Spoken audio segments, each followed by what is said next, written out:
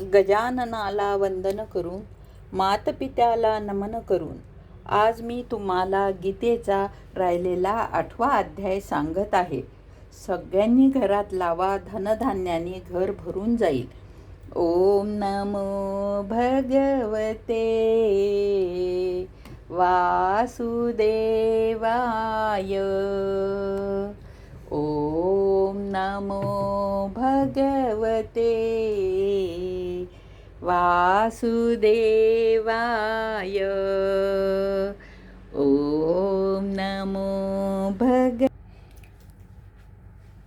श्रीकृष्ण भगवान म्हणाले, तोच हा भूत समुदायापर्यंत उत्पन्न होऊन प्रकृती वश असल्यामुळे रात्रीच्या सुरुवातीला लय पावतो आणि दिवसाच्या सुरुवातीला पुन्हा उत्पन्न करतो. हे अर्जुना, या प्रकारे ब्रह्मदेवाची 100 वर्ष पूर्ण झाल्यावर आपल्या लोकासहित तोही शांत होऊन जातो.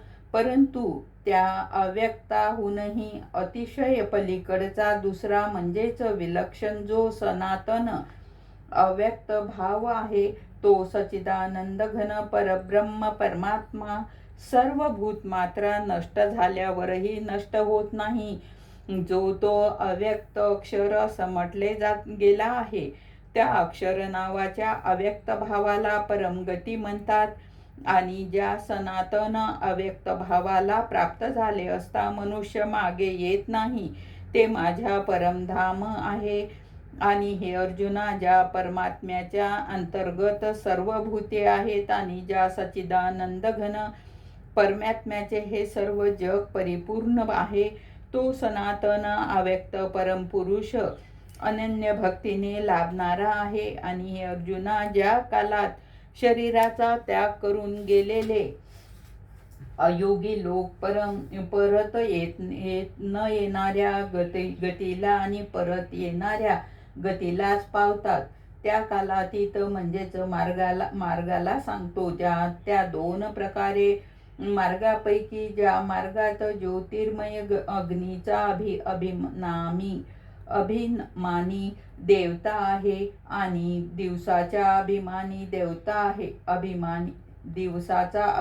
देवता आहे, तसेच शुक्ल पक्षाचा अभिमानी देवता आहे आणि उत्तरायणाचा 6 महिन्याचा अभिमानी देवता आहे.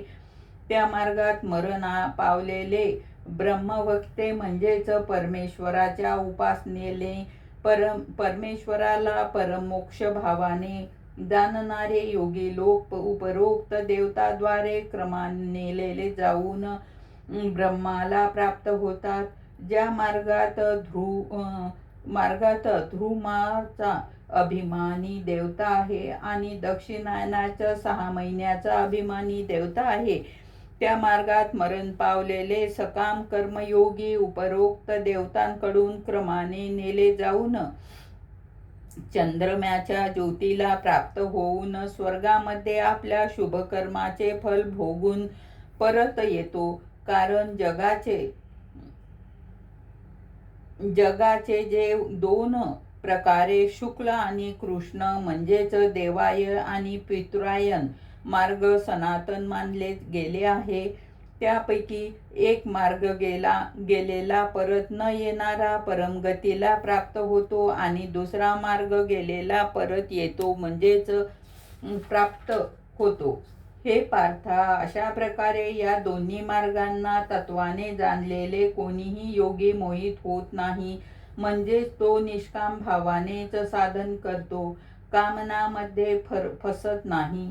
ज्या कारणामुळे हे अर्जुना, तू सर्व काळात समत्व बुद्धी रूपी योगाने युक्त हो, म्हणजेच निरंतर माझ्या प्राप्तीसाठी साधना करणारा हो.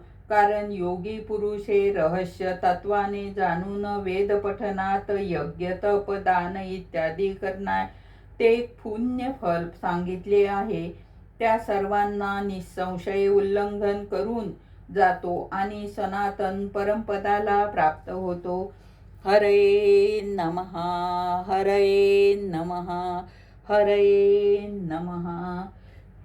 या गीतेच्या 8व्या अध्यायामध्ये भगवान श्रीकृष्णाने अर्जुनाला शुक्ल पक्ष आणि उत्तरायण आणि दक्षिणायनमध्ये मरण पावल्यानंतर कुठली गती प्राप्त होते याबद्दल सविस्तर सांगितलेले आहे. तरी तुम्ही घरात नक्की लावा, याचा लाभ घ्या. ओम नमो भगवते वासुदेवाय. ओम नमो भगवते